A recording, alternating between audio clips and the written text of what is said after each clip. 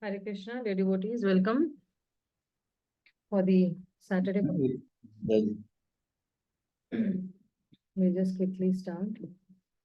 Om Jnanatimirandasya Jnananjanashalakhaya Chakshurum Militam Yena Tasmai Shri Guruve Namaha. Shri Chaitanya Manobhishtam स्थापितं येन भूतले स्वयं रूप कदा मह्यं ददाति स्वपदान्तिकं वन्देऽहं श्रीगुरुन् श्रीयुतपदकमलं श्रीगुरुन् वैष्णवांश्च श्रीरूपं साग्रजातां सहगण रघुनाथान्वितं तं सजीवं साद्वैतं सार्वधूतं परिजनासहितं कृष्ण चैतन्य देवम श्री राधा कृष्ण पदां सहगणा ललिता श्री विशाखान्वितांश्च नमो विष्णुपदाय कृष्णपृष्ठाय भूतले श्रीमते भक्तिवेदांत स्वामिनिति नामिने नमस्ते सरस्वते देवे गौरवाणी प्रचारिणे निर्विशेष शून्यवादी पाश्चात्यदेशतारिणे हे कृष्णा करुणा सिंधो दीनबंधो जगत्पते गोपेश गोपिकाकांत राधाकांत नमोस्तुते तप्त कांचन गौरांगी राधे वृंदावनेश्वरी वृषभानुसुते देवी प्रणमामि हरिप्रिये वाञ्छाकल्पतरुभ्यश्च कृपा सिन्धुभ्यैव च पतितानं पावनेभ्यो वैष्णवेभ्यो नमो नमः श्रीकृष्ण चैतन्य प्रभु नित्यानंद श्री अद्वैत गदाधर श्रीवासादि गौर भक्त वृंद हरे Krishna Krishna Krishna Hare Hare Hare Ram Ram Ram Hare Hare. Hare Krishna, dear devotees, welcome for the Saturday Bhakti Shastri class. We were on chapter 7th, and in chapter we saw the glory of knowledge about Krishna. We saw about Gyan, we saw about Vigyan, we saw about rarity of realized knowledge. We saw even we even saw about the Lord's energies, the different energies of Krishna. Aparashakti, Parashakti. Then we saw how Krishna is the maintainer and he only is the supreme personality, where he says, Matta Parataram Nanyad Kinti Dasti Dhananjay Mai Sarvamidam Proktam Sutre Manigana Iva. And from the 8th shloka to the 11th shloka, we saw that how Krishna is there, he is present in every atom, he's all pervasive, and he is only the essence of, you know, everything that is there in this material world or the spiritual world. And then Krishna is saying that he's beyond the modes. He is not bound by the modes. And how can somebody transcend Maya? So then he says that by surrendering to himself, surrendering to Krishna, we can get that release from that bondage of the uh, three modes of material nature also, and the Maya Shakti, who is time and again testing the living entities. Then we saw the last time that Krishna, very interestingly, what he does is first he'll give the negatives and then he'll give the positives. So, you know, so that, and he very interestingly gives a comparison also. The last time that we saw that four types of people, those who are called the Dushkritinas, they don't surrender to Krishna. Out of them, the ones who are a Mudha or who are foolish, Prabhupada calls them rascals, and the Naradhama, who are the lowest of the mankind, and the Maya Aparita, those who are, deluded speculators, and Asaram Bhavam, those whose activities or bhav is, atheistic. The Prabhupada calls them demonic atheists who are envious of God. Now, these four type of people, they do not surrender to Krishna at all. But now he will say that what are those four type of people who surrender to Krishna. And see, even we have to have the knowledge of the negative connotation and the positive connotation also. So negative में हम लोग ने देख लिया that 4 type of people do. But we also want to know that what are those 4 type of people who actually surrender to Krishna. Am I one of them? So let's dive into the sloka. Chaturvidha bhajante mam janana sukritano arjuna artho jigyasur artharti jnani cha bharatvarshabha. Somebody read the translation and purport. Hare Krishna Mataji, done with pranam. Can I read it? Yes, Prabhu, sure. You can read it. Translation and purport by His Divine Grace, A.C. Bhakti Swami Srila Prabhupada, Jai Srila Prabhupada. Translation. O best among the Bharatas, 4 kind of pious men being to render devotional service unto me, the distressed, the desire of wealth, the inquisitive, and he who is searching for knowledge of the absolute. Purport, Jai Srila Prabhupada. Unlike the miscreants, these are adherents of the regulative principles of the scriptures, and they are called Sukritim, or those who obey the rules and regulations of scriptures, the moral and social laws, and are more or less devoted to the Supreme Lord. Out of these 3, there are 4 classes of men, those who are sometimes distressed, those who are in the need of money, those who are sometimes inquisitive, and those who are sometimes searching after knowledge of the absolute truth. These persons come to the Supreme Lord for devotional services under different conditions. These are not pure devotees because they have some aspirations to fulfill in exchange for devotional service. Pure devotional service is without aspiration and without desire for material profit. The Bhakti Rasamrut Sindhu 1.1.11 defines pure devotion thus: Anya Abhilasata Sunya Jnana Karmadi Anavritam Anukulyena Krishnanu Silanam Bhaktir Uttama. One should render transcendental loving service to the Supreme Lord Krishna favorably and without desire for material profit or gain through fruitive activities or philosophical speculation. That is called pure devotional service. When these 4 kinds of persons come to the Supreme Lord for devotional service and are completely purified by the association of a pure devotee, they also become pure devotees. As far as the miscreants are concerned, for them devotional service is very difficult because their lives are selfish, irregular, and without spiritual goals.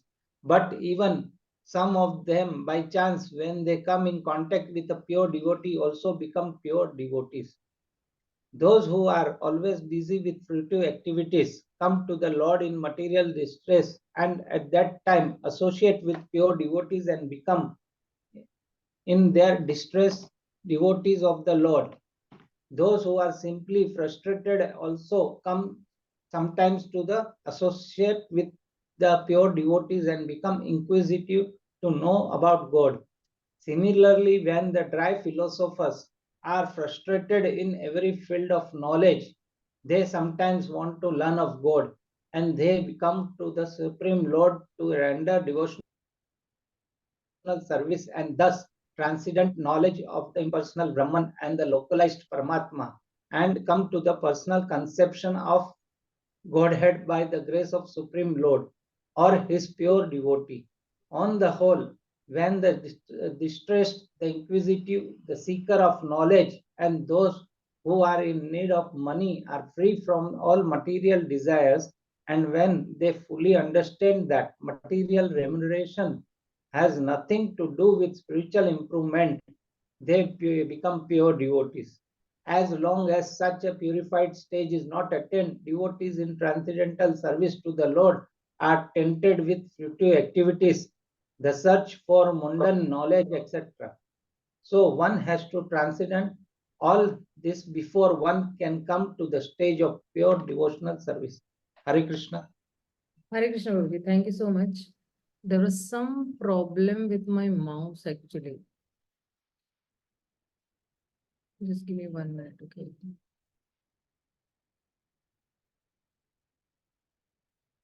Because it is not scrolling the way I want it.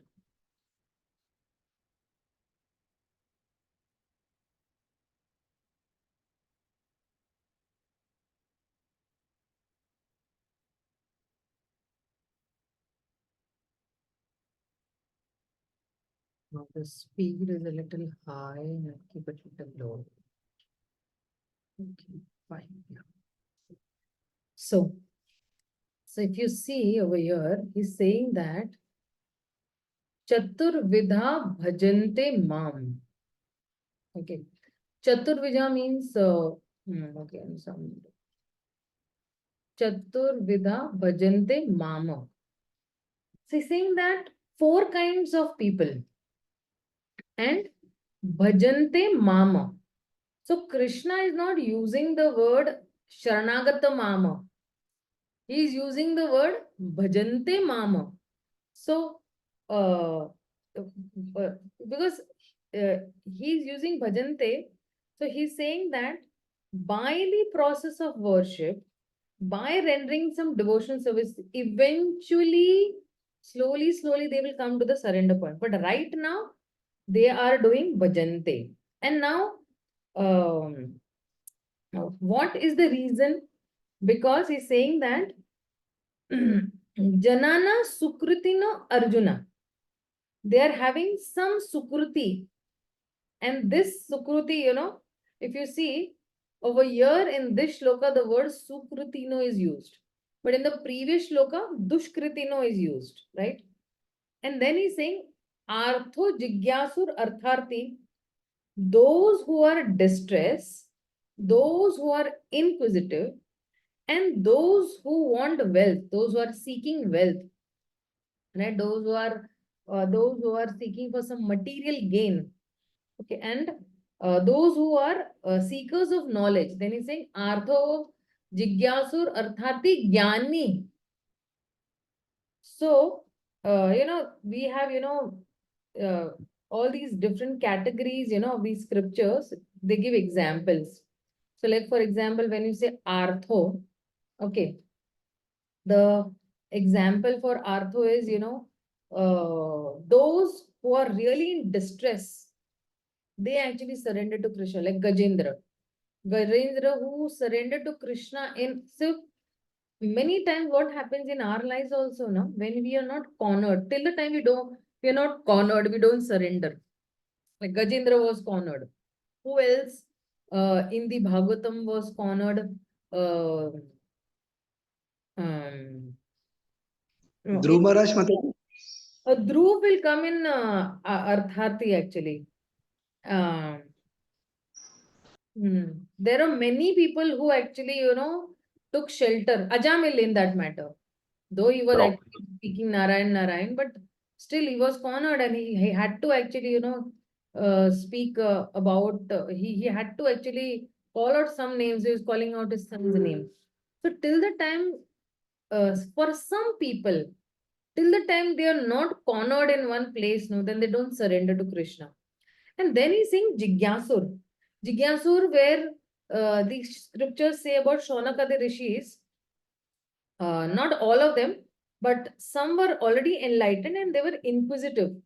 They wanted to know that who is God and who is this impersonal Brahman. And then you have the Artharthi. Artharthi, where Dhruv Maharaj, he wanted a kingdom, and for that, he's approaching the Supreme Lord and he's worshipping the Supreme Lord. And then you have the Gyanis. So, if you see Gyanis, it can refer to various people. It can refer even to the Kumaras, the 4 Kumaras that were there, who earlier had knowledge, had some knowledge with, of impersonal Brahman. But from there, they moved forward We know the story that how the four Kumaras, when they came at the Vaikuntha door, and then they got the darshan of the Supreme Lord, just by smelling the fragrance of the tulsi from the Lord's garland, their hearts change and their minds change, and from there they came a little closer to Krishna. So, saying that uh, these four kind of people, they start worshipping me. So when I say Sukrit, no, these people have the talent. Okay, means what? Uh, it is not very. They're not impiously directed. They are actually piously directed. Piously means what? Those are not at all pious. Like we saw the previous four, Naradama and Asurimbhava and all. But here are people who are piously directed towards Krishna. So when people they are in trouble, what they do is they take shelter of different things. Like, for example, somebody who's in the mode of ignorance, what will he do? He will start drinking, smoking, and he will do violence, and then he'll be a trouble to the society. And somebody who's in passion, he will take a shelter of money and wine and women and sex and whatever the problem comes, he will think that okay, I'll just throw money and this problem will get solved. So this is a person who is in passion. And the person who is in goodness, he will take the shelter of knowledge. He will try to analyze and try to understand that how will I deal with this? And see, that is why why are we studying Bhakti Shastri? We are studying Bhakti Shastri that in different situations of our life, if something is thrown to us, how will we deal with them and not drift away from Krishna consciousness? We are developing our faith more and more towards Krishna by hearing his own words. So, for example, sometimes if you see, when you listen to a person continuously, then what happens? You develop a faith for that particular person. Like when we are listening to our own spiritual masters, we develop faith in our spiritual master. Similarly, when we are reading Bhagavad Gita, we will develop a faith in Krishna. And then when that faith develops, then may what come, it may be in our lives, we will never ever fall apart from Krishna. We will never ever give up Krishna consciousness. And the fourth type of person, one who is in actually transcendence, like he will definitely take, shelter of Krishna and say that Krishna, please, solve my miseries. So that's how these four people um, these four people actually are not really transcendental, but these people are in the mode of goodness. So, and so in goodness, uh, in the mode of goodness, the people don't surrender, okay, to Krishna, but they start worshipping Krishna. Okay, yes, Krishna is over here, and he's the supreme, and he will solve my miseries, and this way, these four people will start coming to Krishna. And Prabhupada very interestingly is saying over here that these are not pure devotees, but eventually they will become pure devotees. That they will come to Krishna, they will become pure devotees, and they will come to that level of pure devotion. Dheere, dheere, gradually they will come to this.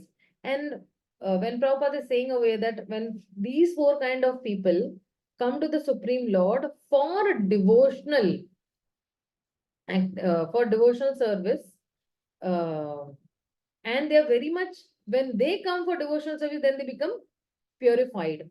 But how do they become completely purified? They become completely purified by the association of devotees or by the association of a pure devotees.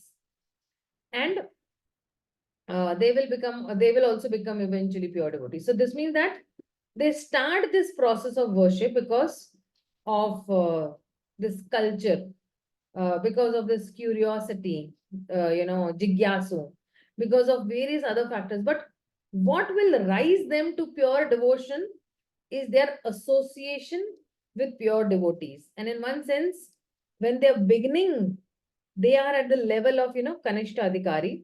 And from Kanishta, how they will move to Madhyam Adhikari, when they will develop appreciation for devotees, at that time, the Lord will become the object of their love or prema. And in the sense that he's not my desire supplier, he becomes a real object of love for them. And that is why, if you see, Prabhupada is mentioning over here, of course, we're going to study this book, Bhakti Rasamrit Sindhu. It's a very beautiful book, and I'm very excited to teach this book. He says that Anya Abhilashita Shunyam. Anya Abhilasha. Anya means other. कोई कोई दूसरी अभिलाषिता न रखते हुए, no other desire. Abhilashita means desire. And anya abhilashita shunya means that desire should be zero. And then what else is pure devotional services? Jnana karma anavritam. Anavrit means without jnana and karma. And then he's saying anukulyena Krishna anushilanam. So when he's saying anukulyena means that devotional service which is done favorably. And Krishna anushilanam, जैसा कृष्ण कहते हैं, just as whatever Krishna is saying, and we do it, then that bhakti is uttama. That is the highest bhakti, And that is why he is saying that one should render transcendent service to the Supreme Lord favorably, without desire for material profit or gain. Anya abhilashita, कोई दूसरी अभिलाषिता नहीं होनी चाहिए. And through fruitive activities or philosophical speculation, jnana and karma. And that is called Bhakti Uttama, pure devotional service. So now, if you see that how, the Lord becomes the object of this devotee's, love. Let's see in the next shloka what he says, because and how it happens, it comes in the next. He says that Tesham Jnani Nityayukta Eka Bhaktir Vishishyate Priyo hi Jnanino Artha Priyo hi Jnanino Atyartham Aham Sacha Mama Priyaha. Somebody read the translation and purport both. Hare Krishna Mataji. Hare Krishna. Yes, read. Translation and purport given by Srila Prabhupada ki jai. Of these, the one who is in full Mataji. Yeah. Of these, the one who is in full knowledge and who is always engaged in pure devotional service is the best. For I am very dear to him, and he is dear to me. Purport. Free from all contaminations of material desires, the distressed, the inquisitive, the penniless, and the seeker after supreme knowledge can all become pure devotees. But out of them, he who is in knowledge of the absolute truth and free from all material desires becomes a real pure devotee of the Lord. And of the four orders, the devotee who is in full knowledge and is at the same time engaged in devotional service is, the Lord says, the best. By searching after knowledge, one realizes that his self is different from his material body, and when further advanced, he comes to the knowledge of impersonal Brahman and Paramatma. When he is fully purified, he realizes that his constitutional position is to be the eternal servant of God. So, by association with pure devotees, the inquisitive, the distressed, the seeker after material amelioration, and the man in knowledge all become themselves pure. But in the preparatory stage, the man who is in full knowledge of the Supreme Lord and is at the same time executing devotional service is very dear to the Lord. He who is situated in pure knowledge of the transcendence of the Supreme Personality of God is so protected in devotional service that material contamination cannot touch him. Yeah, thank Thank you you. so much. So see, we saw that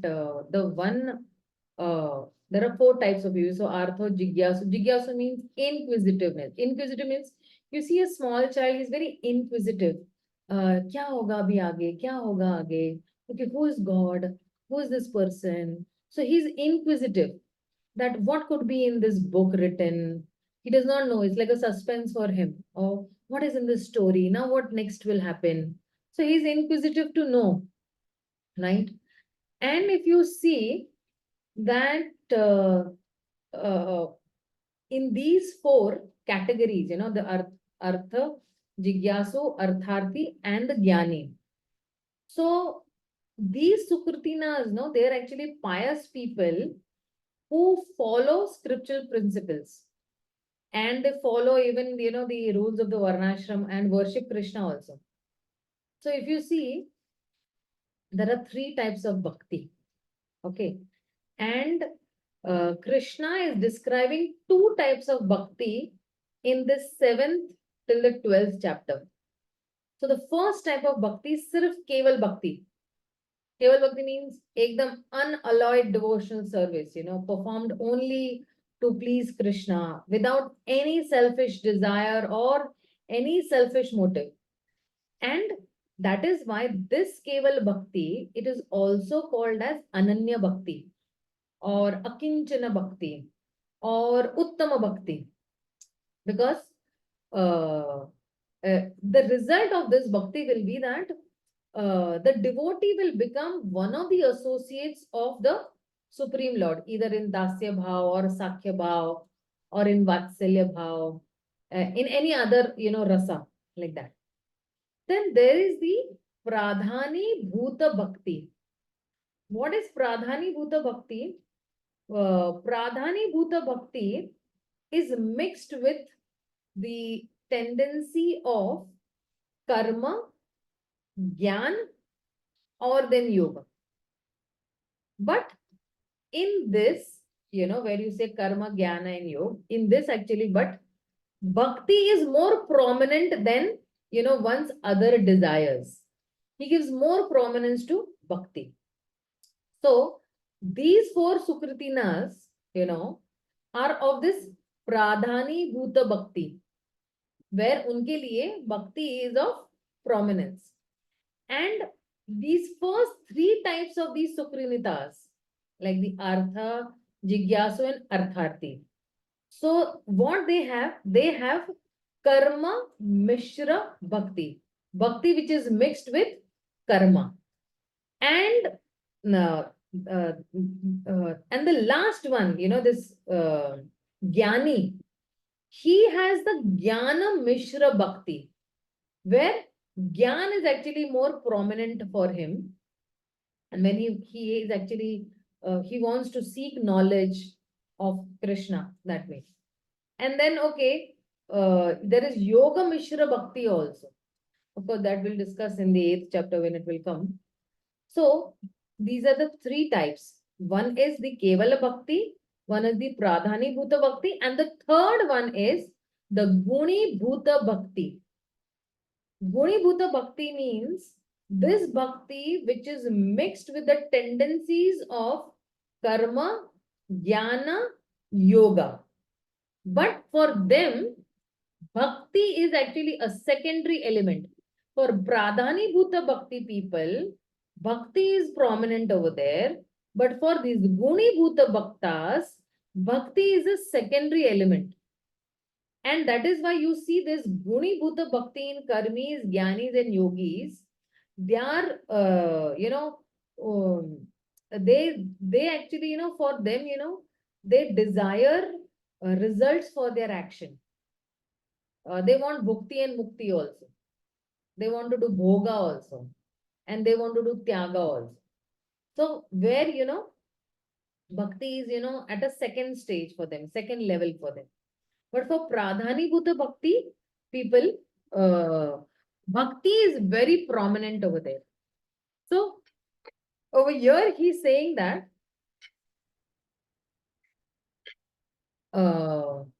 if you see in this shloka also, he's saying that Tesham Jnani Nityayukta.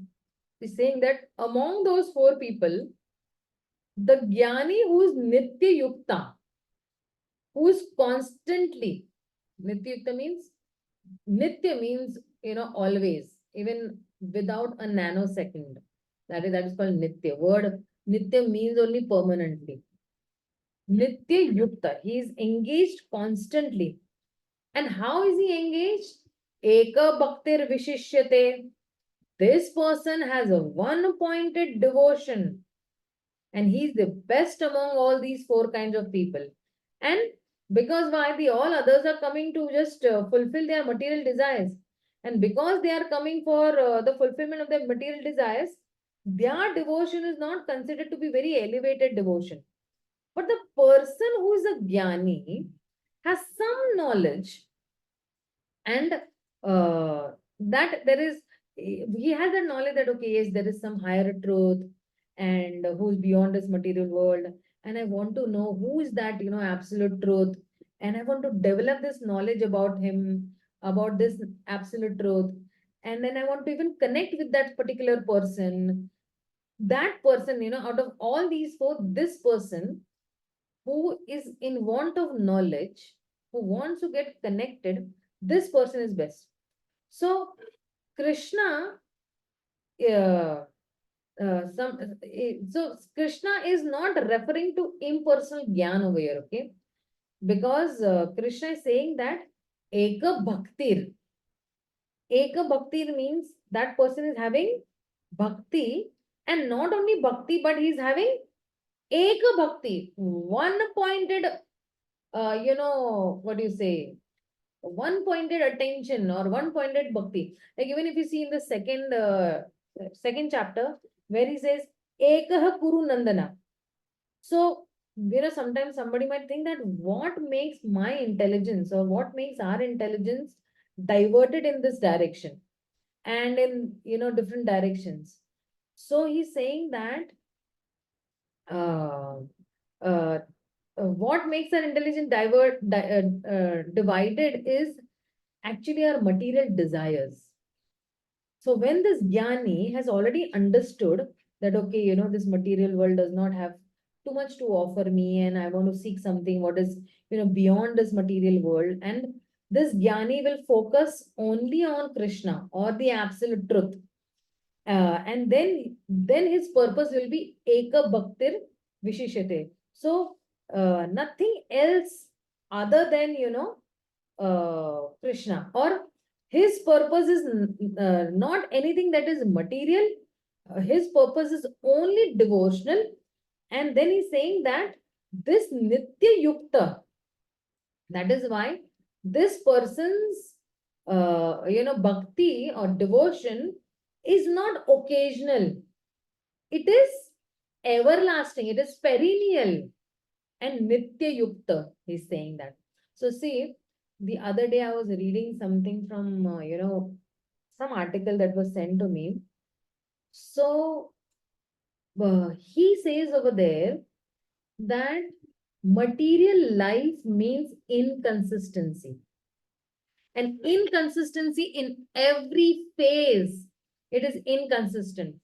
Like let's take from our own childhood when we were born. Okay. So when I was born, maybe, when I was a very small child. So at one point of time, I liked something, and the other point of time, I did not like. Then when I went to school and I made friends, some of my friends were consistent and some of them were not.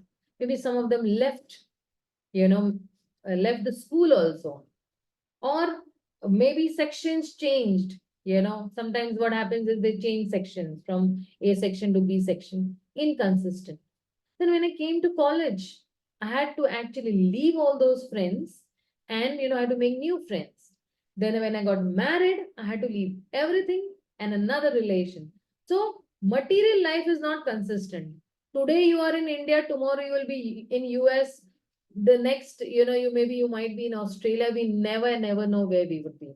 Right. So that is why I say that material life is not consistent, inconsistent.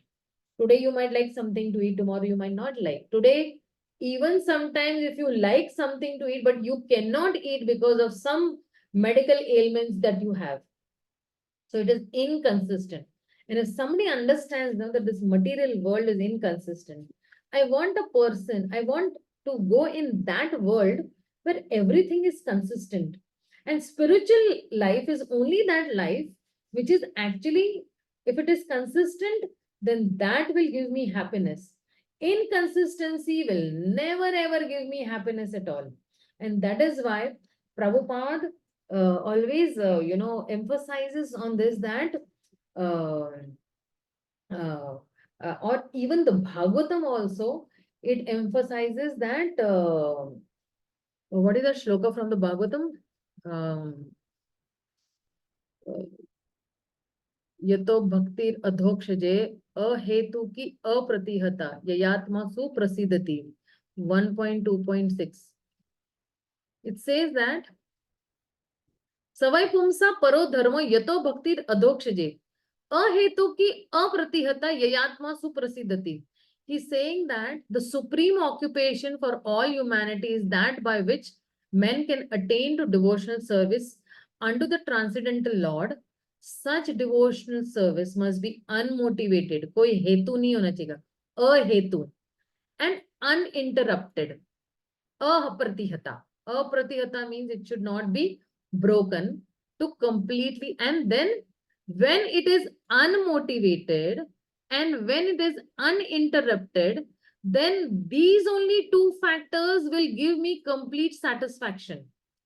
Without I doing bhakti with these two elements or these two main factors, I will never be satisfied if I have any other motive other than to please the Supreme Lord. So, and that is why there is a very beautiful factor put in loving devotional service under the Supreme Person. So, this is what he's trying to say. So, one who goes to the Lord with some material desire, and when the problem comes, they will go to pray to Krishna. Oh, please, help me, and I'm in trouble. And then, when the trouble is solved, he'll say thank you and bye bye and all that, and it will become like that, that.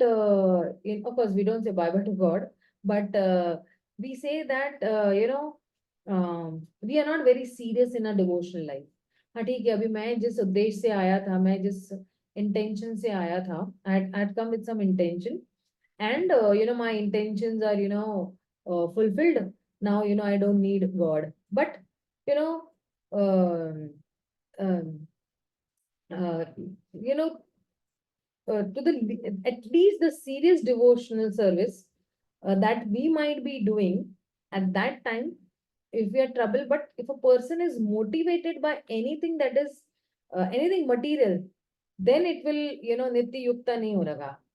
It should be really very pure from the heart. And then he's saying eka bhaktir. So Krishna is not talking about impersonal gyan. He is talking about a person who is basically transcendent this uh, arena of material temptation and material tribulations also. And he says that, okay, there is nothing in this material world, which I should be getting agitated, because anyway, this material world is very temporary.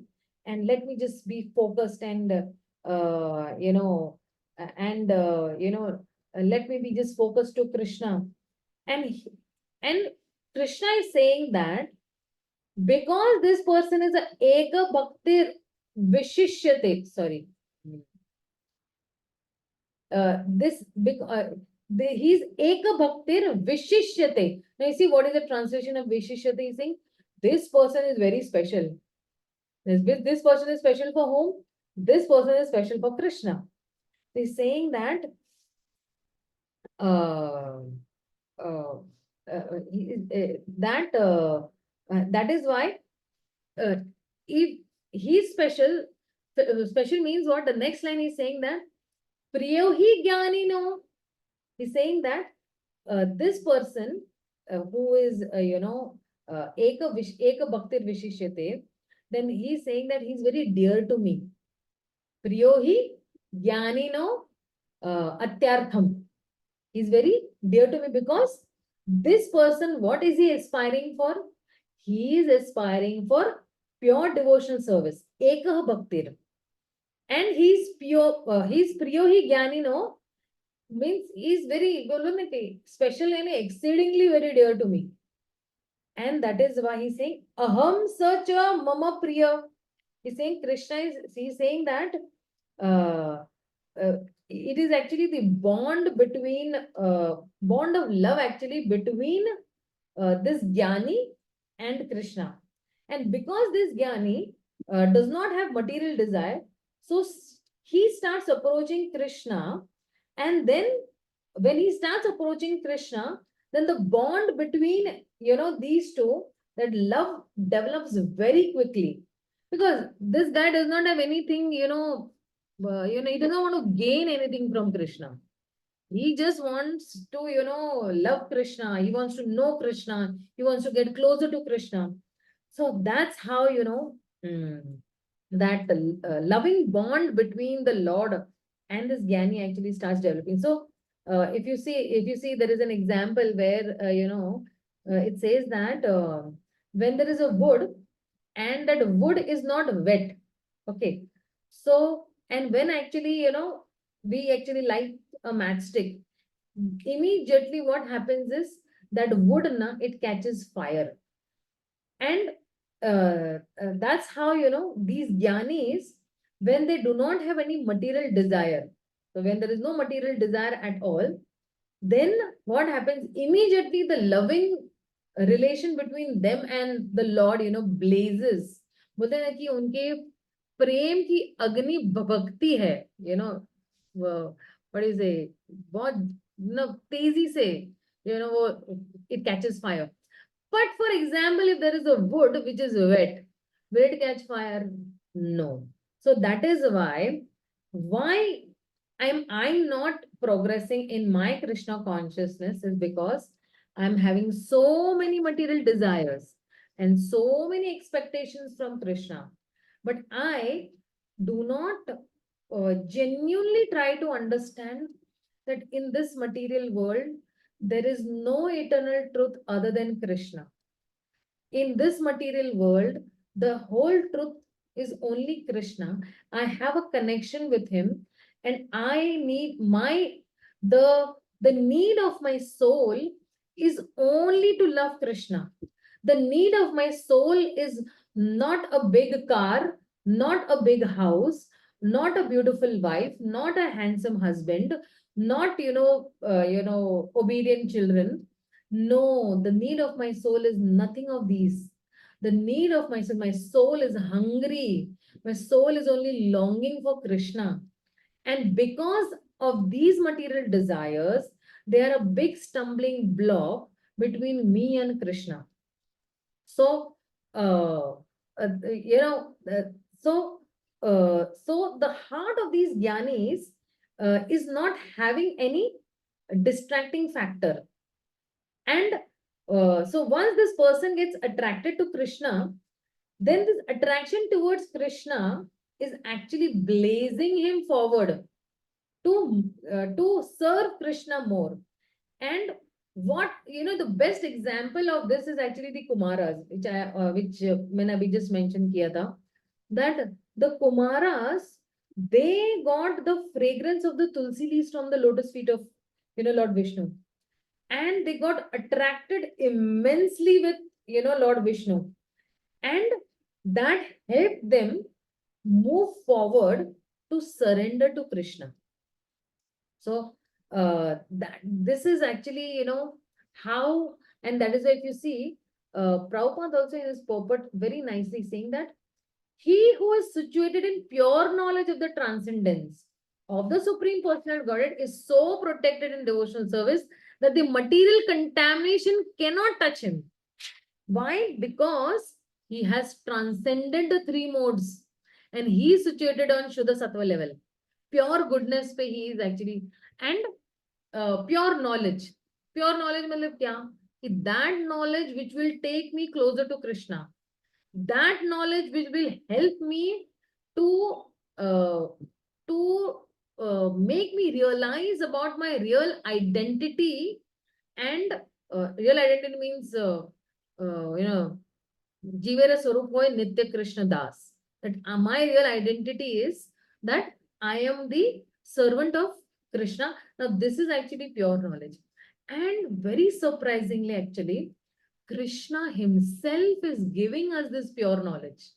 The Lord himself is so merciful that time and again he comes to this material world. Whenever this knowledge is, you know, covered, again he comes to revive this knowledge. Initially it's spoken to the son Lord Vivaswan, and even Arjuna was present over there, but Arjuna had forgotten.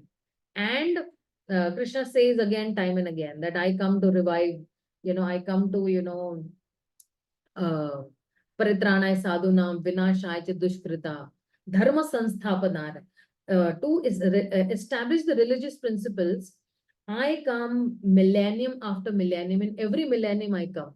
Whenever there is these religious principles are you know, not followed, then I have to come again and again. And so merciful the Lord is. I means I feel that I don't appreciate the Lord enough for his coming. And imagine, even in Kali Yuga, he's come twice. You might wonder, twice how? We know only 500 years ago, Chaitanya Mahaprabhu has come. But how he has come twice? But he has come in his Nama avatar also. He has come in the form of his name also. Kali Kale Nama Rupe Krishna avatar. In Kali Yuga, Krishna has taken a form in the, he's taken a form in his name. So if I'm chanting Krishna's name and, you know, I'm equally associating with Krishna. And that is why when we are chanting in the morning, those 2 hours are our personal time with Krishna, my personal appointment with Krishna. And that is why during that time, at least my intention should be that at least these 2 hours, let me serve Krishna. Let me give my 100% to please Krishna. Let me put my heart in this holy name by hearing every syllable very focusedly and concentratedly and without any desires. If I have any distractions, let me work upon those distractions also. Sometimes, you know, devotees now, I'm talking about myself. I don't work upon my distractions. So very important that we devotees work upon our distractions also. Or we see, if somebody wants to actually, you know, do good rounds in the morning. Okay. So actually chanting good rounds in the morning, as we must have heard from many, many wonderful devotees, actually starts a day before only, night before only. So what time will I sleep? What time will I wake up? What time will I... And if you journal it, daily if you journal, tomorrow I want to chant 16 rounds sincerely. You will really chant wonderful rounds. Tomorrow I will, you know, please. So, and every day, maybe you can have an affirmation for yourself. Think it before night only that tomorrow when I'm chanting, what will be my relation with Krishna when I'm chanting? Tomorrow when I'm chanting, what will I do to please Krishna when I'm chanting? Tomorrow when I'm chanting, what is it that one thing that Krishna wants from me, and I'll try to know what he wants from me.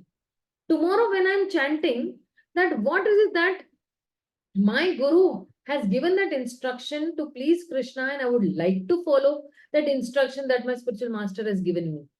So if you write these, no, then these are all affirmations that are directed towards pleasing Krishna. Generally what happens is, of course, with me also it happens. It's not only with many other devotees. That generally with me, what happens is that for some time, we'll so focusly concentrate.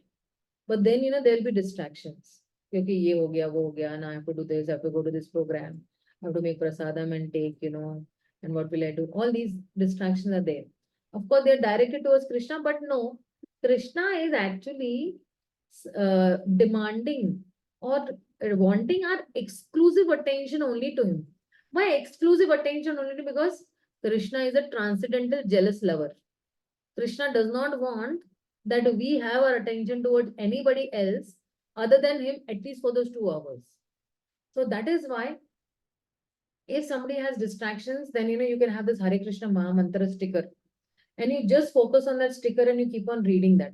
Hare Krishna, and you chant Hare Krishna, Krishna Krishna, Hare Hare, Hare Ram, Ram Hare Hare. And that will help a person to a very, and this actually idea is not my idea. This idea is of Srila Bhaktivinoda Thakur. He has given that idea that if a person wants to really focus on the holy name, then he can have that Hare Krishna Maha Mantra written somewhere, pasted on the wall or pasted near you, or he can have a slate sort of a thing, and he can chant the holy names very wonderfully. Okay, sorry, I just diverted from the main topic. So then when Krishna is saying that this, Jnani is the best, because the first 3 types of Sukritinas, they will serve Krishna because Krishna will fulfill, their desires.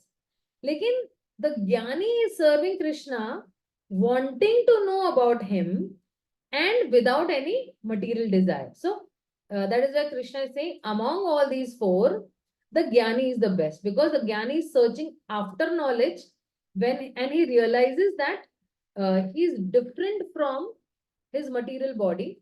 And then when he's advancing further, then he knows, okay, about the Supreme Lord. And then he becomes fully purified and he knows his constitutional position that Jivera Swarupa Nitya Krishna Das. So, okay. So even though Krishna has said that, this Jnani is very dear to him, but, Krishna is a very sweet and a loving God. Krishna is saying that, no, still, though this Jnani is dear to me, but I still I love the other 4 types of Sukritina also. Because after all, what they are doing, they are approaching me only. Anna? Even if they have material desires, let them approach me. Eventually, they will be purified of their material desire. Like sometimes some people, they come to Krishna consciousness for, gaining some wealth or getting married to a beautiful woman or a handsome boy or something like that. But eventually, when they will start practicing the principles of Krishna consciousness, they'll start chanting and everything, they will be purified eventually. And that is why Krishna is saying that the other 3 also are equally lovable to me. So, see, Krishna is such a wonderful, lovable God. And who will not like to love such a, magnanimous God? And that is why in the 18th shloka, he's saying that for me, all the other 4 are magnanimous. Means magnanimous means this. He's saying, what is he saying? He's saying that Udaraha sarva evaite jnani tvamev te mattah astita sahi yuktatma mam evanu mam evanu nutamam mamam gatim. Sorry, sometimes the pronunciation mame vanu uttamam gatim. Yeah. So what is he saying? Okay, please read the translation and purport. Shall I read, Mataji? Yes, Prabhuji, sure. Translation and purport by His Divine Grace, Sri Bhaktivedanta Swami Srila Prabhupada. Jai Shri Prabhupada. Translation: all these devotees are undoubtedly magnanimous souls, but he who is situated in knowledge of me, I consider to be just like my own self, being engaged in my transcendental service. He is sure to attain me, the highest and most perfect goal. Purport: Jai Shri Prabhupada. It is not that devotees who are less complete in knowledge are not dear to the Lord. The Lord says that all are magnanimous because anyone who comes to the Lord for any purpose is called a Mahatma or great soul. The devotees who want some benefits out of devotional service are accepted by the Lord because there is an exchange of affection. Out of affection, they ask the Lord for some material benefit. And when they get it, they become so satisfied that they also advance in devotional service. But the devotee in full knowledge is considered to be very dear to the Lord because his only purpose is to serve the Supreme Lord with love and devotion. Such a devotee cannot live a second without contacting or serving the Supreme Lord. Similarly, the Supreme Lord is very fond of his devotee and cannot be separated from him. In the Srimad Bhagavatam 9.4.68, the Lord says, Sadhavo Hridayam Mahayam Sadhunam Hridayam Tvam Aham Mad Anyate Na Jananti Naham Tebhyo Manang Api. The devotees are always in my heart, and I am always in the heart of the devotees. The devotee does not know anything beyond me, and I also cannot forget the devotee. There is a very intimate relationship between me and the pure devotee. Pure devotees in full knowledge are never out of spiritual touch, and therefore they are very much dear to me. Hare Krishna. Such a beautiful, shloka from the Bhagavatam. Such a beautiful shloka. So what he's saying over here is that he's saying that Udaraha. Udara means magnanimous. Sarva evaite. Actually, Krishna is saying that even others are good. And Krishna is saying a very interesting word over here. He's saying that Udaraha. Udara is because Udara means actually, बोलते ना बहुत उदार व्यक्ति है. That is, जैसे ना कि Karna, he is like, udar. So charitable, you can say. Dana Veer Karna, we say na. So Udara means charitable. So why this word, Udaraha is being used over here? So if you see, who is the Acharya for Sri Sampradaya? Srila Ramanujacharya. Srila Ramanujacharya is explaining in, this commentary that the Lord is hungry for devotion. So, like, for example, if we are desperate for something and somebody gives something, then we will say that, oh, you are so kind and you're so charitable.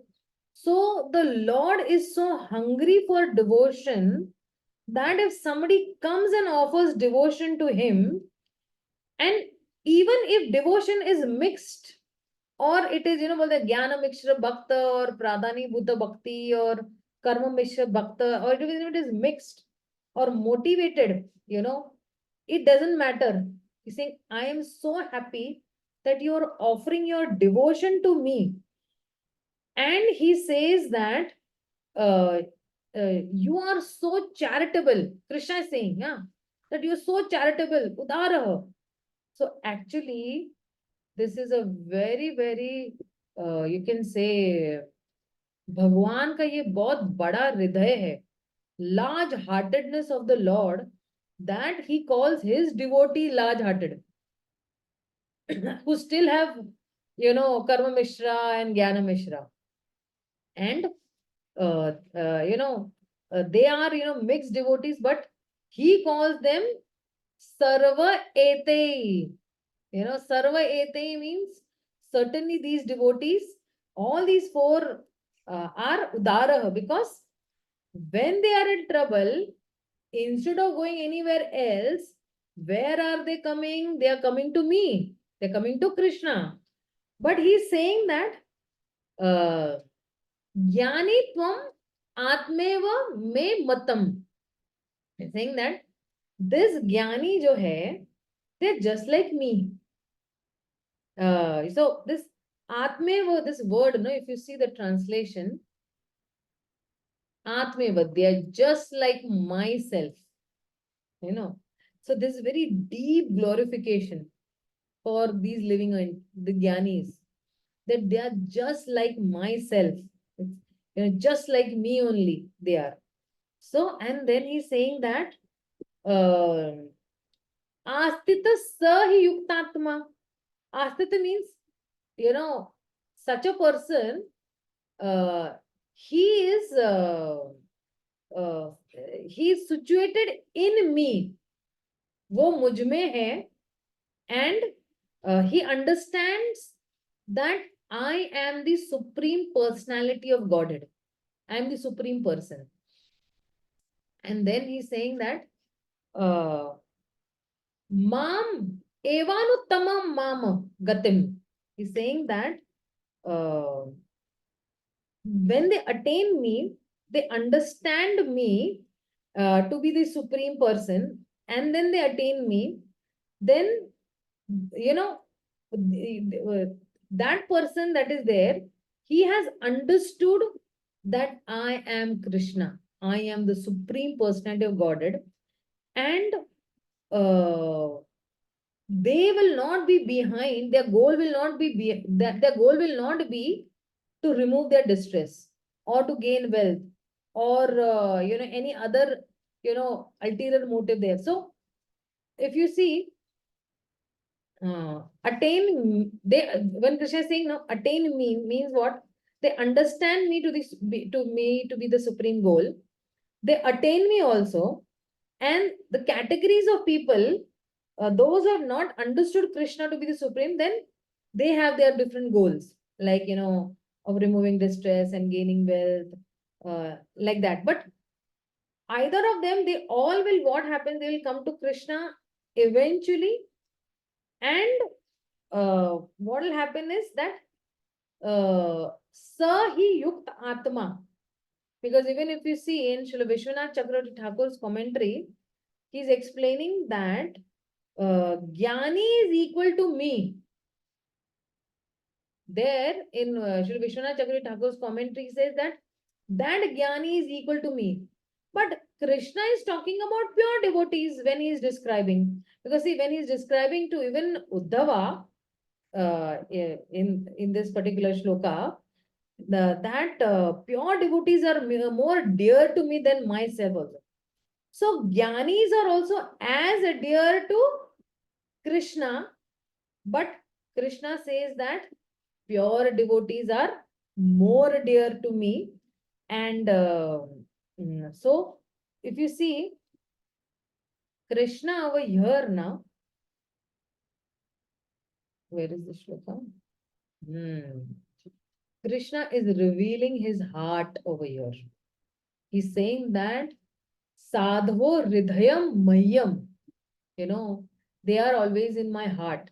And I am always in the hearts of the devotees. That is why, Brahma also says in Brahma Samhita, Premanjana Charita Bhakti Vilochanena, Santa Sadeva Hridayeshu Vilokayanti. Sant Sadeva mere Hriday mein rehte hai. And then what? Sadhunam Hridayam Tvam Aham. These sadhus, these pure devotees, they do not know anything beyond me. They do not know anything other than me. Mad anyat te na janati. मेरे अलावा वो लोग कुछ जानते ही नहीं है. And naham tebhyo mang api. So he's saying that these pure devotees who are in full knowledge, they are never out of mang api. They're never out of spiritual touch, and therefore they are very dear to me. So very beautiful shlok, Prabhupada is given over here. And definitely he's saying that he definitely loves those who love him also. So now, having said that, Krishna said that this Jnani, he's fixed on Krishna only. And because he is fixed on Krishna, for this Jnani, Krishna is his supreme goal. And that is why, because Krishna is a supreme goal, this Jnani will attain Krishna. But how long does a Jnani take to become qualified as a pure devotee? Because uh, uh, uh, Krishna will, describe in this next shloka that how it is very rare for a Jnani to attain such a highest level of devotion. Pure bhakti attain karna kitna difficult hai. So, next shloka is a very important shloka where Krishna is saying that what is this rarity of a pure devotee?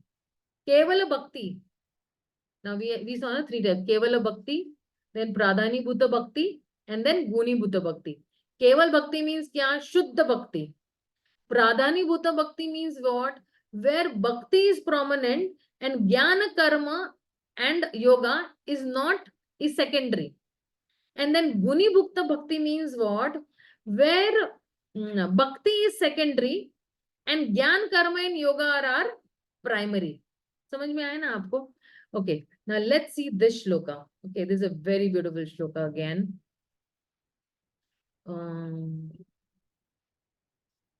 Sorry if my voice just gets raised, because sometimes I feel that I'm a little far away from my computer and maybe I don't know whether you're able to hear or not. So thoda zara voice mera raise ho jata hai, so please forgive me for that.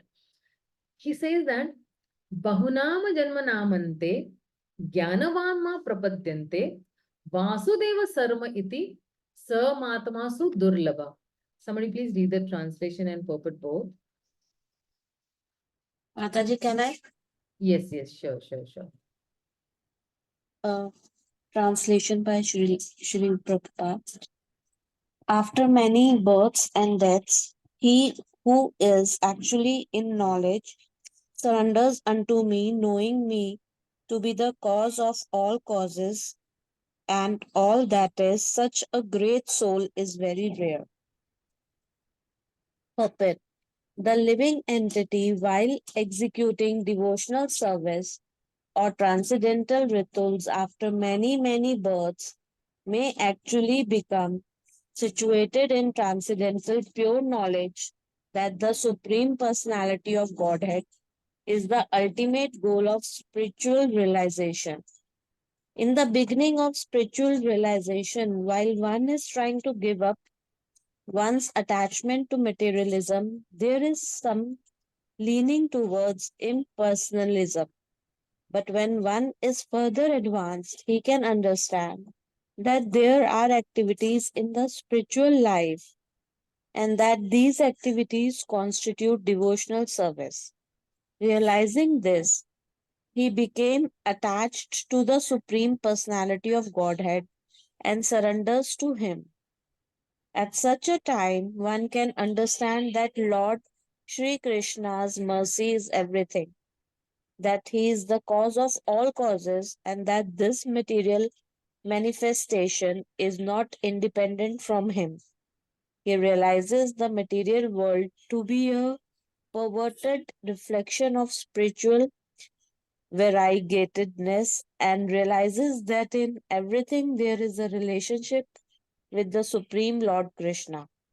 Thus, he thinks of everything in relation to Vasudeva or Sri Krishna. Such a universal vision of Vasudeva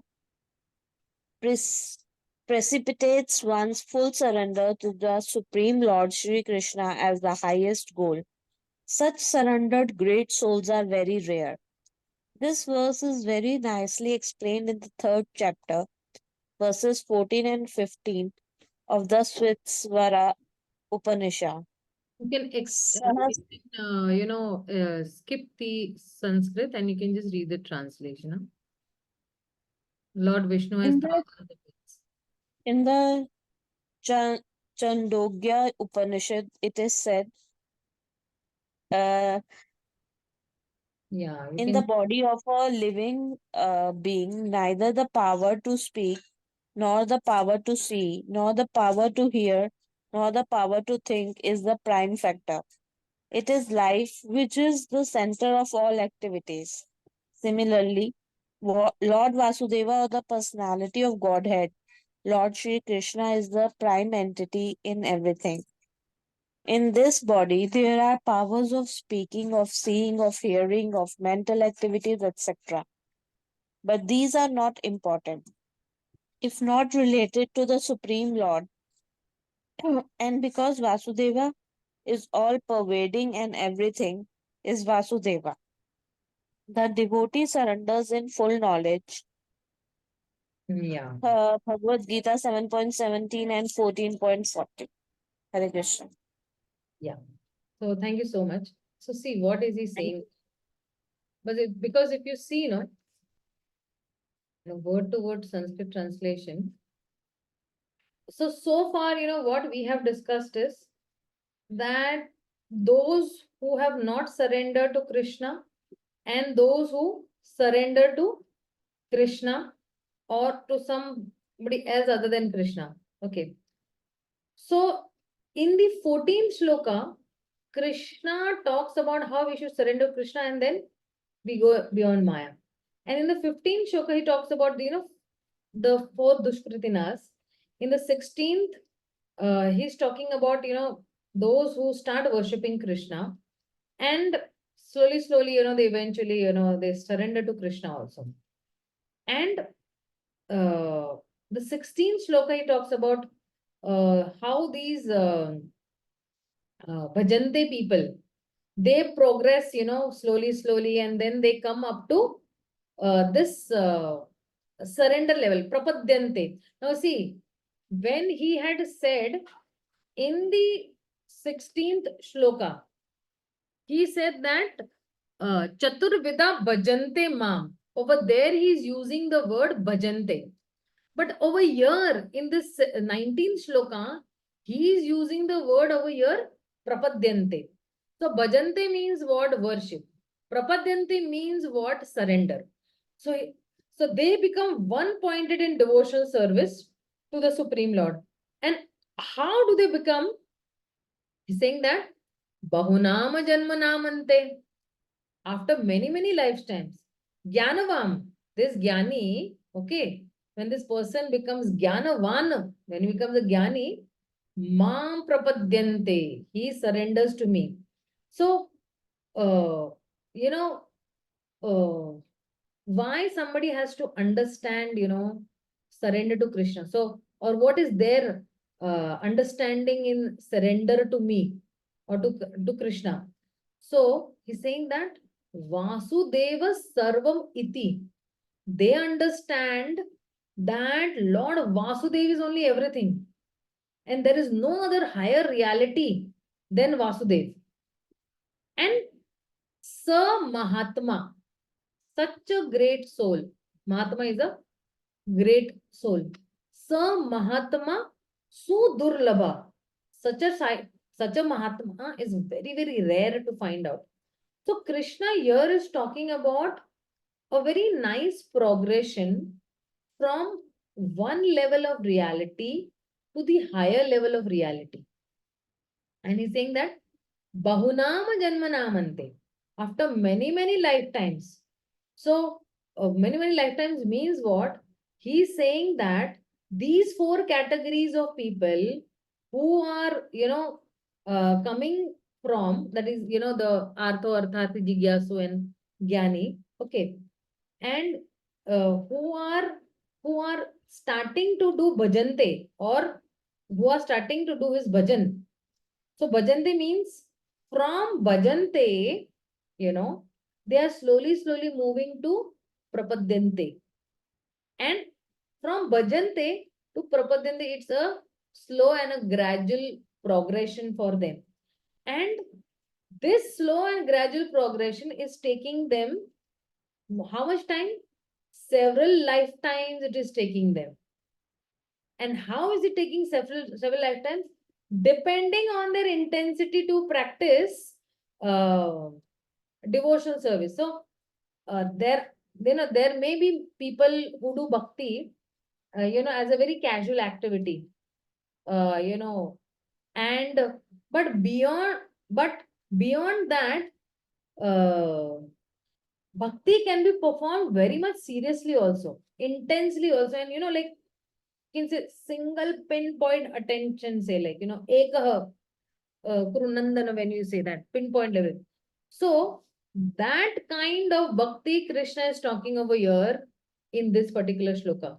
So when he is talking about prapadyante, so after many, many lifetimes, one moves from bhajante to prapadyante. And then he's saying that jnanavamma prapadyante. So now Krishna is talked about, artha arthati jigyasu also he's talking about, all for crying the sukrutidas also, and they are having pious credits also. And what is this actually pious credit now? This pious credit is referring to this spiritual pious credit, in the sense that they have done some kind of bhakti in some way or the other. But by not doing bhakti directly, like knowing bhakti, some, you can say that some agyat sukruti they must have done, like watering tulsi, or just offering a flower at the lotus feet of Krishna, like that. Unknowingly, somebody has done some pious devotional activity that is called sukruti, and they have done this, which is very much favorable towards bhakti or conducive to bhakti. That means, say that while doing some, some gardening or something, they water tulsi, or, they were given some prasad, or they have given some prasad to people, or they have done some Vaishnav seva, है ना? Or given some charity to some nice ISKCON temple, है ना? For the cause of propagating Krishna consciousness. So they are not doing consciously, thinking that it is devotional service. They do it without, conscious understanding. But they somehow engage and connect with Krishna. And that is how this Sukruti helps them. And that Sukruti brings them closer to Krishna. And then they start serving Krishna. They start, that bhajan after many, many lifetimes. And then they understand something because of which they didn't serve Krishna earlier, and they did not get connected to Krishna. And they got connected to Krishna very occasionally. Sometimes चलो तुलसी में पानी दे दिया, या कभी कभी कुछ दान दे दिया ISKCON में, something like that. So when they understand this, they start serving Krishna constantly. So what happens? ज्ञानवानमा प्रपद्यन्ते. जब ये ज्ञान आ जाता है that I have to serve Krishna constantly, है ना? So what is that conception that brings them to this, prapadyante level is that Vasudev ही सर्वमिति है. That Vasudev is everything. And that is why then Samatma Sudurlabha. This soul is a very rare. So if you see, Durlabh, na, just be 1 minute.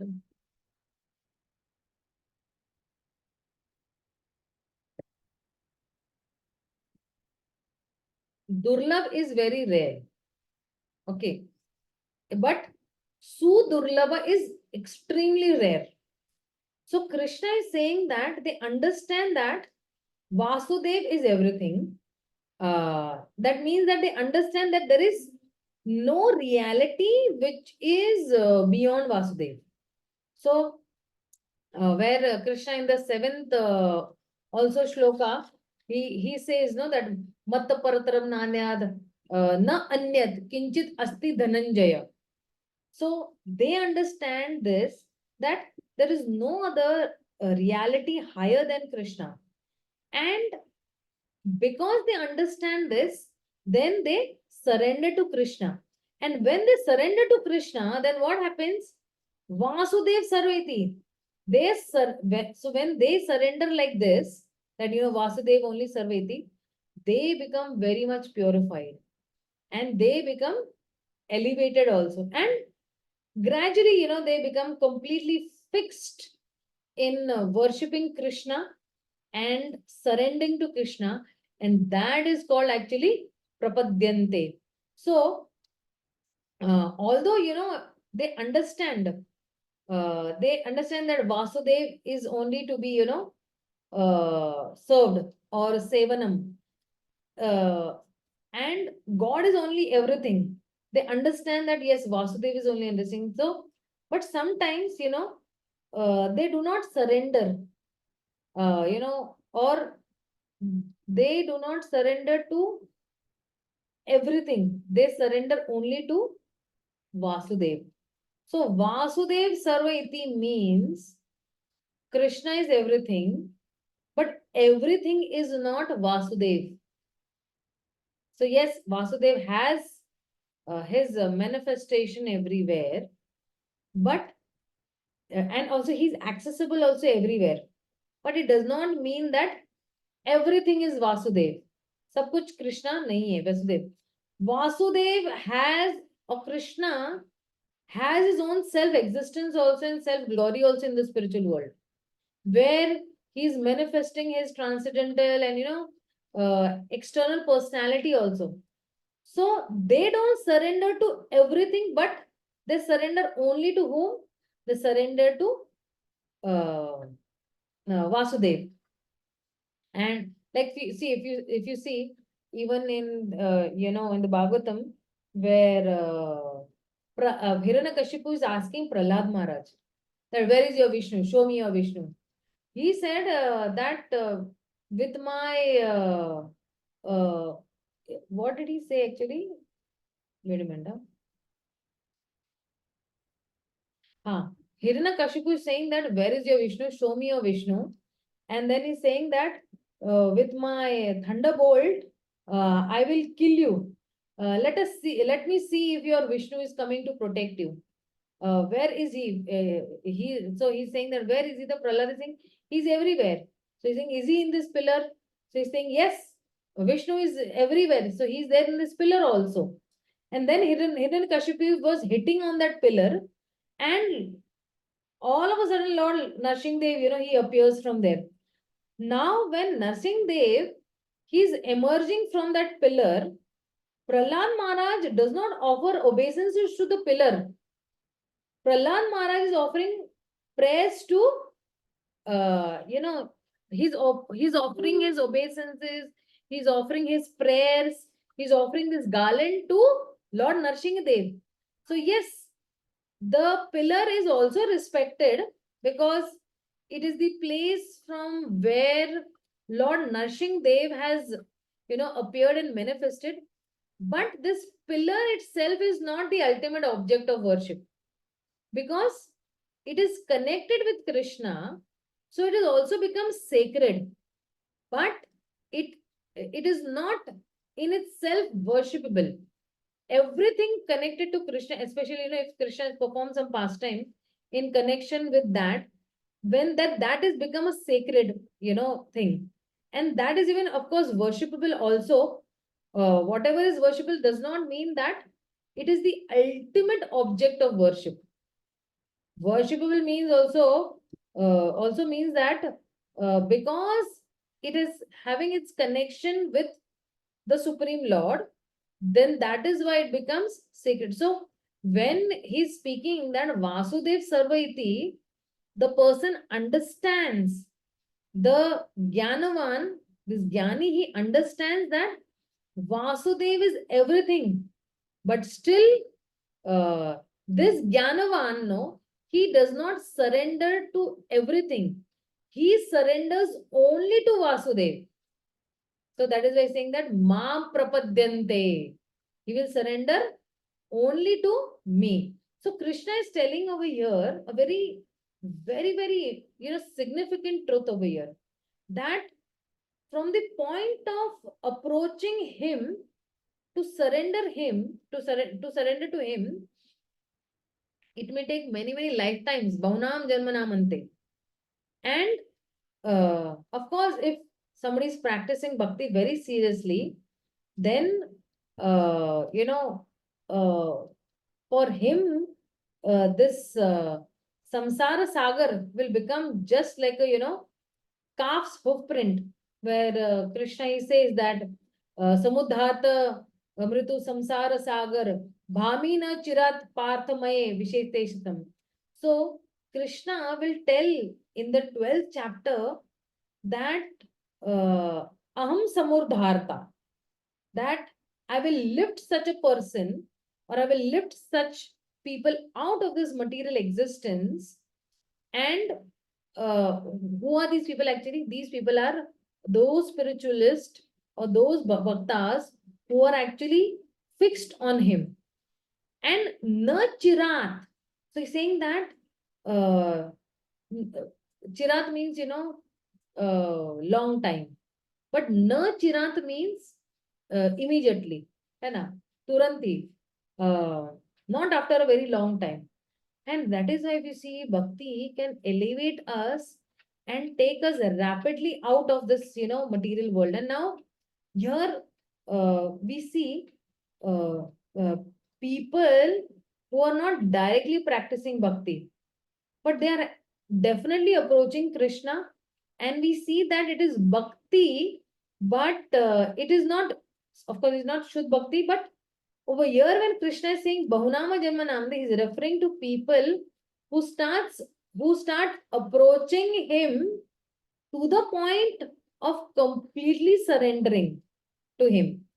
And that, time, that may take, little time and a little progression also. And that progression is actually what is talked over here. And that is where we see Prabhupada, he's saying that in this is Sahasra Shirsha Purusha.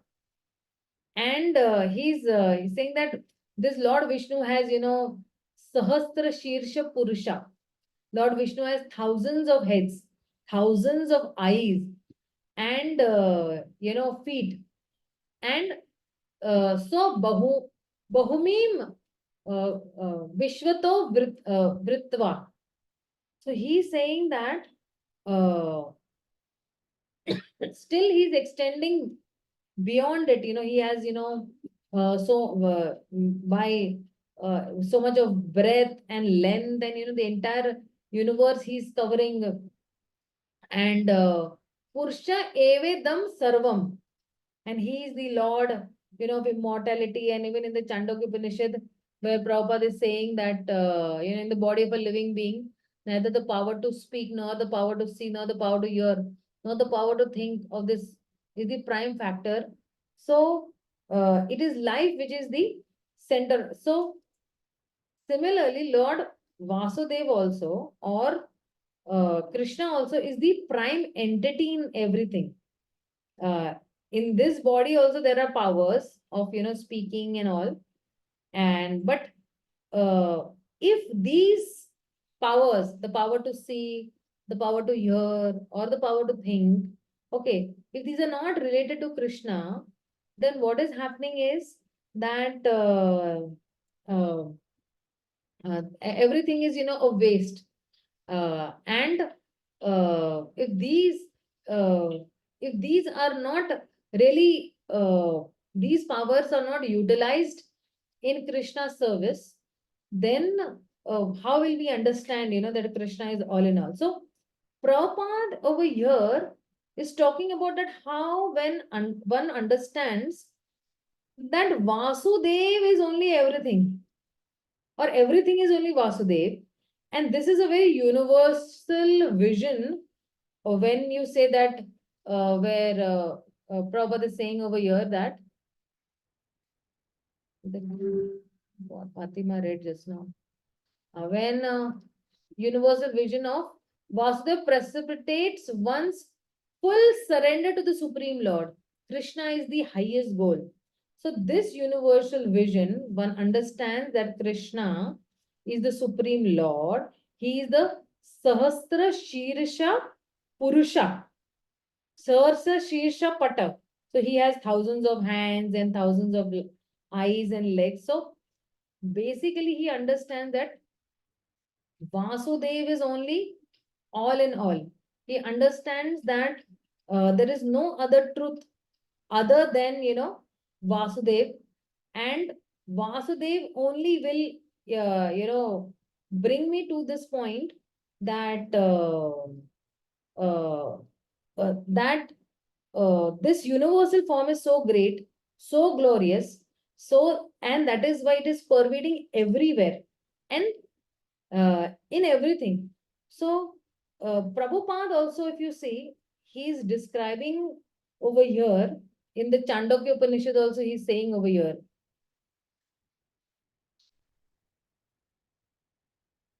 That in the body, of this living entity, and then, this prana is also coming from Krishna only.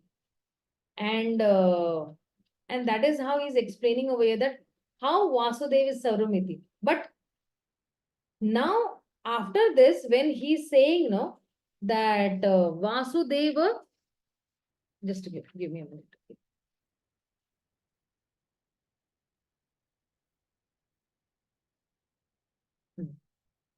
So, after explaining, that how one is, progressively, he comes up from this worship of Krishna, from his material motive to this pure, motive of this.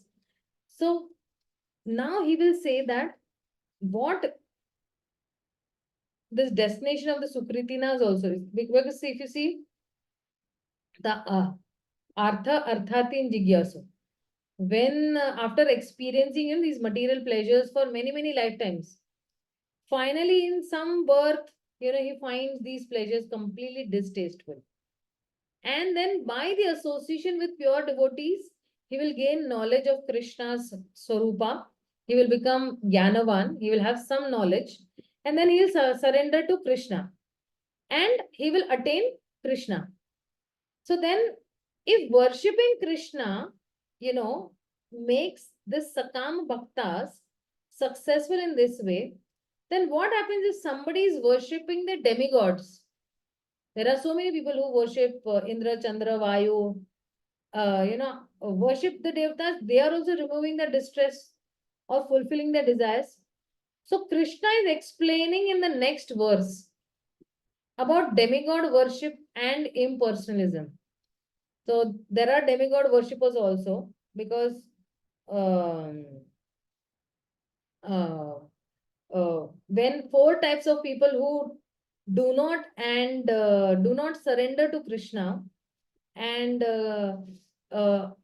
Krishna now is describing the position who are surrendering to someone other than Krishna. See, one is that these jnanis are surrendering to Krishna, but there are so many people who don't surrender to Krishna. They surrender to some demigod. So he's describing that what is the gati, what is the final destination of those people who surrender to the demigods. He describes that what is the proper surrender and what is improper surrender. Abhi, in this particular shloka, 19th shloka, he's told us about the proper, surrender, rarity of this pure devotee who is just a Kevala Bhakta, and what this Kevala Bhakta does. But in the next section, we will see from the 20th shloka to the 25th shloka, we will see about those who worship demigods and those who are impersonalist, those who surrender to some impersonal, um, uh, form of the Lord. In fact, when I say impersonal form means only kuch roop hoga. But they are impersonalist because they think that the absolute truth is impersonal. And this absolute truth does not have any form, it does not have any attributes, and it is just temporarily taking some personal form. So they consider the form and the activities of Krishna to be some Brahm or illusion or Maya. And that is why they are called Mayavadis. And though they are detached from matter and they have adopted to some spiritual activities and all, they do not understand only Krishna at all. So we will see in the next section that how these demigod worshippers and these impersonalists, how they eventually there, because Krishna says no in the Bhagavad Gita, in this only chapter he says that these impersonalists are not intelligent people, and Krishna will never reveal them also to themselves, because for example you listen, see, no, that if I talk to one person and I'm actually expressing, then that person will reciprocate to me. But if I'm not only understanding that this person has a form, he does not have hands, legs and all, then why will that person even reveal to me? Then why will he even talk to me? So that is why Krishna reserves the right to not reveal himself to such Mayavadis. And uh, uh, mm, he will also talk about people who are in a delusion of Maya and uh, delusion of the jivas who are in Maya. And he will also talk about those who can do determined bhakti. Who are those people who are determined in their bhakti? What are the characteristics of those people who are really determined in bhakti? So we will see that in the next section. So I just rest my speech over here. If somebody has any doubts, questions, queries, can definitely ask me.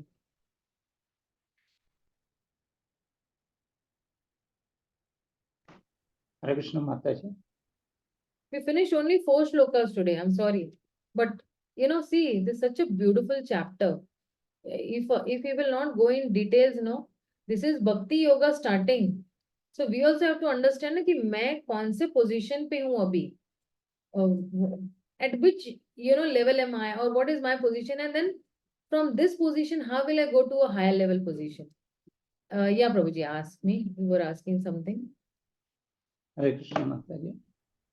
Sorry for this question, but I have seen and experienced also and heard also some of them do services and all for Lord service, but also are in the intoxications and habits and all. So how can we consider them like? So those who are serving Lord. Yeah.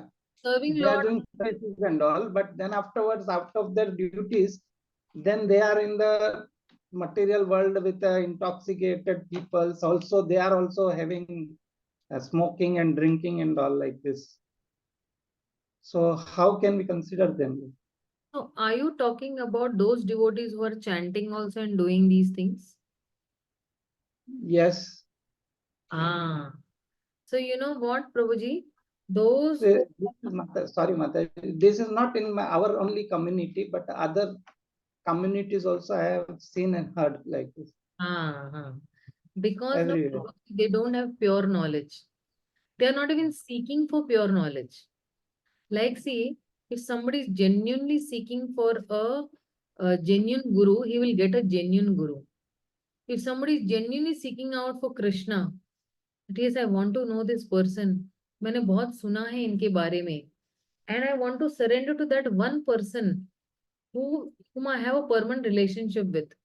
Then those people will definitely surrender. But what is my intention? That is more important. Even we as devotees, we have to ask, what is my intention of coming into Krishna consciousness? See, initially my intention might not be pure like Dhruv Maharaj. Initially, Dhruv Maharaj wanted, so much of wealth, bigger than even Brahma's, kingdom also. But jaise I started practicing my Krishna consciousness, I'll be purified, and then my intentions may change also. My intentions may purify also. But with such people, we only can pray for them that they are doing all these nonsense activities in spite of having knowledge, and and that is why even for us devotees also, it is so important to be in the association of pure devotees, be in the association of like-minded devotees, well, in a birds of a feather flock together. Okay, जिसका उद्देश्य है कि मुझे भगवत धाम जाना है ना, anybody who's thinking that No, I seriously want to serve Krishna. I seriously want to get out of this material world. I seriously want to, uh, uh, I want to understand my relationship and Krishna, the relationship with me. Now, when we are on this sincere level, we will get sincere devotees also. But these people का hope यही है कि until unless some pure devotee की anukampa or some causeless mercy will fall on them, and they will someday improve. So we can only pray for them. And if our community people are also doing this after taking initiations and doing all these nonsense and all, they will have to suffer for the karmas that they're going.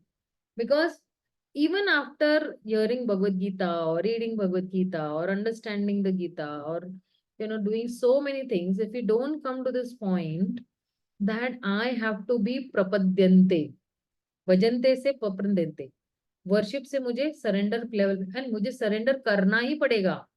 If I don't surrender to Krishna, then I have to surrender to Maya. I have to surrender to my boss. I have to surrender to my wife. I have to surrender to my husband. I have to surrender to my, my own ailments in my body. I have to surrender either to, some big maha bimaris like cancer and liver transplants and so many other gallbladder problems and all. I'll eventually have to surrender to if I don't surrender to Krishna. But if I surrender to Krishna, then even if these problems, if they come, I will battle it out. I will fight it out very swiftly. Like when I see in my community over here, there are so many Matajis who have got cancer. And when I see them, it is so much, and they very firmly are battling it out. Their families are cooperating them so wonderfully. How are they battling out a bhayankar thing like cancer also? Third stage cancer, second stage cancer. They're battling it out and they are emerging victorious. Out of that also they are emerging victorious. Because ultimately, Prabhuji, at the time of death, how much wealth I have earned, how much name, fame I have got, how many people know me, how many people are connected to me, this all will never ever matter. The only thing that will matter is that how much genuinely I have served Krishna, how much genuinely I have loved Krishna without any intentions. That is only going to matter a lot. And this truth, if we understand at this point of time now, we will be able to have a lot of peace in our hearts also. Even while chanting, we will be very peaceful. कि नहीं, मैंने like I was just discussing with my younger sister yesterday that all our lives we have just spent that people should accept us. Okay, please accept me as a daughter. Please accept me as a wife. Please accept me as a sister. Please accept me as, a mother. But we fail to go to that point that please accept me as your servant Krishna. We fail to approach Krishna that please Krishna, please accept me. Because all the time, our activities are surrounded only or pleasing only this that people should accept me. People should accept me. What will I do that people will accept me? What I will serve that people will accept me? But the whole life is not about, you accept me and I. The whole life is about Krishna accepting me. And my activity is dovetailed towards Krishna accepting me. And of course, when I say I've accepted Krishna, but how far have I accepted Krishna? What Krishna is demanding from me, Uttam Bhakti, Anya Abhilashata Shunyam. So that Abhilasha क्या है मेरे पास कि मुझे सिर्फ कृष्ण को ही पाना है. And that desire that yes, Krishna, in the morning when we're chanting also, Krishna, please accept me. Please engage me in your loving devotional service. So, Prabhuji, this is all that matters to us in our lives. That yes, Krishna has to accept us. The moment Krishna will accept us now, everybody else will accept us. Why? Because we are watering the root. And automatically things those people also who have not really accepted us, they will also start accepting us. So, abhi mera focus will be only on Krishna accepting me that way. Prabhuji, does this answer to your question, or you want some more additional, quick clarification on this? Sorry, Mataji. Mataji, that's okay. I understood this. One more question is there, Mataji, for me. Suppose I am doing the service and all, I just pray for Krishna that please help me and support me to like this. Whether this is okay, or we should also not ask like this to him. So see, Prabhuji, at abhi our level now, we have no other shelter other than Krishna. Okay. Just as a child will always seek, help from the mother only. Where will the child go? The child knows only that only this person is able to help me. And I will go only to this person. I will not go to any other person. I will not go to even any other demigod. I will not go to my wife. I will not go to my, children also. I will only go to this person. So we don't have any other person other than Krishna in our life. So whom will we go to? We will go to Krishna only. That please help me, Krishna. Like Draupadi also. She asked help from everybody. But ultimately when she asked help from Krishna, Krishna came running. So, and that is why Draupadi is called a chaste devotee. Chaste devotee means what? That devotee who does not go to any other demigods. He will not go to any other person also. He will only go to Krishna and he will seek help. So yes, Prabhuji, this is also right. You can definitely go and ask help for Krishna only as such. And because ultimately at the end of the day, whom do we help? Have, bolte hai na ki, whom will we approach? He's the only and only one person whom will be approached to, right, Prabhuji? Thank you. Anybody else has any queries, questions, doubts? There's one more. Mataji, Yeah, Lakshmi Narayan Prabhu. Mataji, Draupadi chased devotee, Mataji. Yeah, she's a very chaste devotee of Krishna. That is why if you see that she is called Krishnai also. Why? Because uh, uh, she had the features similar to Krishna. And Draupadi's one more name is Krishna only. And she is the very chaste devotee of Krishna. At the same time, if you read Canto 1 also, na, you'll come to know the different characteristics of also Draupadi. She was very compassionate. Because when Ashwathama came, and when Ashwathama killed her 5 sons, and when Krishna and Arjuna, they bought him tied up in front of Draupadi, she said, no, release him. Why? Because he is also the son of a mother, and that mother will also cry like how I'm crying without. So a lot of compassion also Draupadi has. And in the purport, in that only purport, Prabhupada says that, oh, just a minute, I'll immediately open that chapter quickly.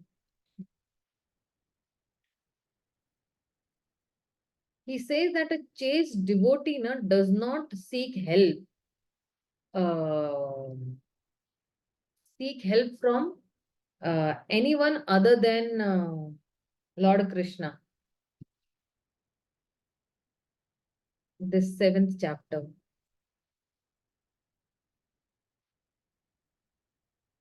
Hmm.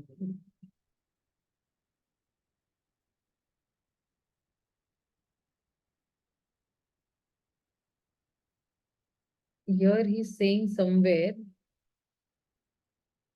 that Draupadi is a very chaste woman.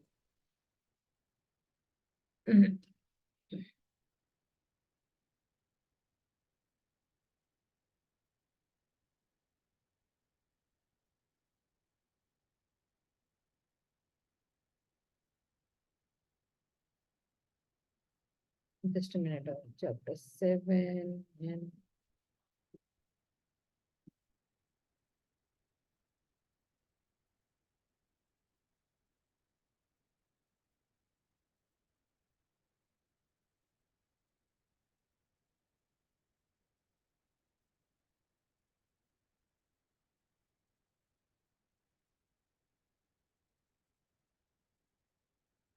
Hmm. 42.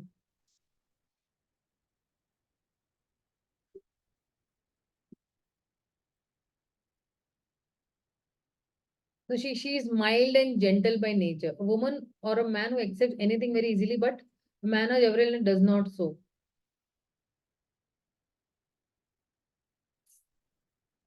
In the last line only somewhere it is said that she is a chaste devotee of the Lord. Hmm.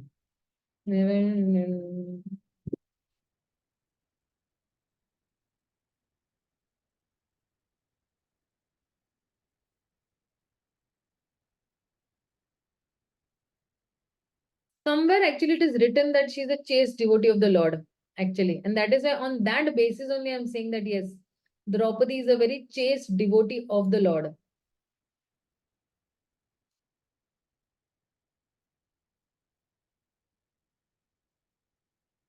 When a Prabhupada compares also that women, in any gathering, they are, they're more in number and, all that he says. And then he's saying that she's a chaste devotee of the Lord. That particular purport he's saying actually.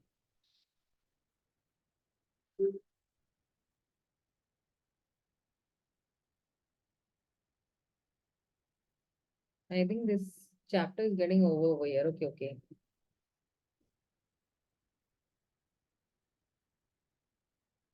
Anyways, we'll just not waste time. That she is a chaste devotee of the Lord, Prabhuji.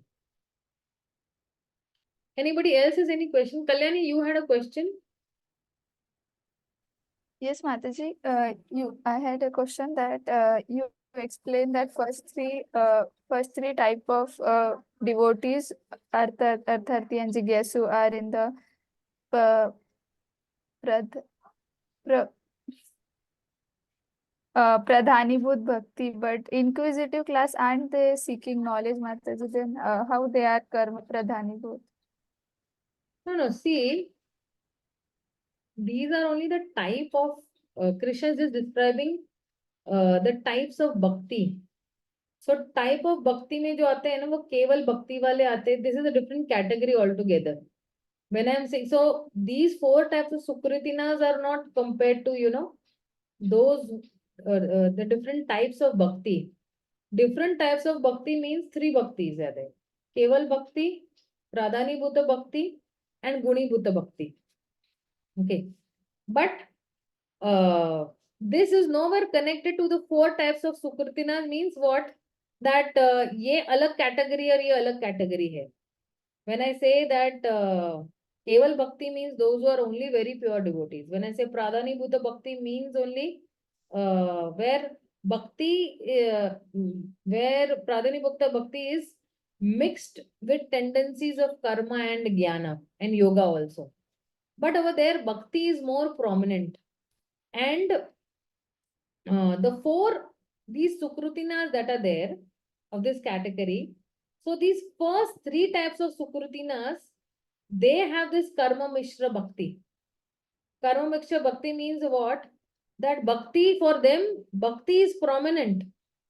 Bhakti will be there as prominent.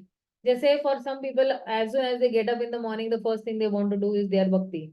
And then they will do their karmas, and they will go and, do their, daily duties. But then their karmas are not still purified.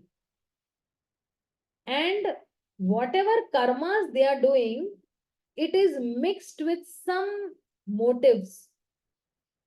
Okay, they are doing bhakti, but karma are mixed with some other fruitive activities. So I am doing this karma, I will get this. I am doing this karma, I will get this. So that is why it is called karma mishra bhakti. कि मैं भक्ति कर रहा हूँ और वो कर्म भी कर रहा हूँ, but with some motive that I want this, I want that, that way. Of course, this will be explained much in detail in the 8th chapter. And even Yoga Mishra Bhakti also will be explained there. And this Jnana Mishra Bhakti means only that person, for then that person, of course, Bhakti will be prominent. But he has come to Krishna with the uddesh of getting jnana. And with that gyan, maybe he wants to, show off people that, oh, I have so much of gyan and I'm a jnani and all that. But the moment he keeps on practicing devotional service, he'll be purified to a Keval Bhakti also. और this गुणी भूता भक्ता also, जिसके पास अभी जो है Karma is on a secondary level, he can eventually progress to pradhani bhuta bhakti, and pradhani bhuta bhakti can eventually progress to only keval bhakti. No intentions, no selfish motives. The only intention is to please the Lord. Eventually, this guni bhuta bhakti and pradhani bhuta bhakti can come up to the keval bhakti, shuddha bhakti level also. ठीक है ना Kalyani? Mataji, as Gyani seeking knowledge isn't, and the inquisitive are also seeking knowledge. Giani's का क्या है? They are seeking knowledge of Krishna. But inquisitive जो है, जिज्ञासु जो है, they are inquisitive about many things. They are not only inquisitive about Krishna, they are inquisitive about many other things other than Krishna also. है ना? कि मेरा फायदा होगा या नहीं होगा, मुझे ये मिलेगा या नहीं मिलेगा. So that is the inquisitiveness in that. Like, okay. Okay, Mataji, thank you. Hare Krishna. Anything else anybody wants to discuss? Okay, so we'll just halt for the day over here and we'll meet on next Saturday. Srila Prabhupada ki jai. God ki jai. Hare Krishna. Hare Krishna.